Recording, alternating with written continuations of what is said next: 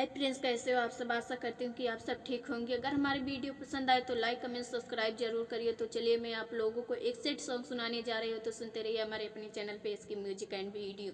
सेनुरा से सजावा जनी पिया मुरली लार हो, सेनुरा से सजावा जनी पिया मुरली लार हो, देखा होत रोवाता, देखा होत रोवाता दीवाना हमार हो, सेनुरा से सजावा जनी पिया मुरली लार हो, सेनुरा से सजावा जनी।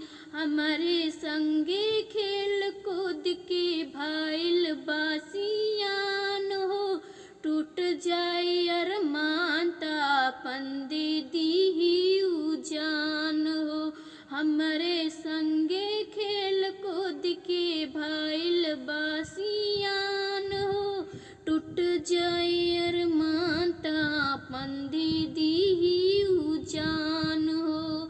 लेके आपन चाल जा, लेके आपन चाल जा है डोलिया कहार हो, सेनुरा से सजावा जनी पिया मुरली लार हो, सेनुरा से सजावा जनी।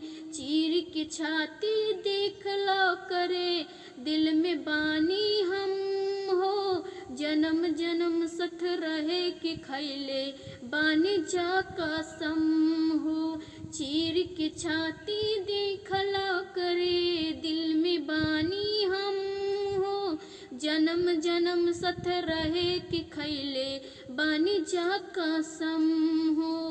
जाना से ज्यादा हमसे, जाना से ज्यादा हमसे करला प्यार हो, सेनुरा से सजावा जनी पिया मुरली लार हो, सेनुरा से सजावा जनी।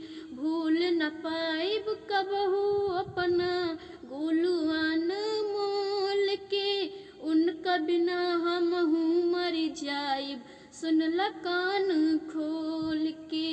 भूल न पाइब कबहू अपने गोलुआन मोल के, उनका बिना हम हूँ मर जाइब सुनला कान खोल के। हमर खातिया जिले, हमर खातिया जिले की बड़वे कुआ।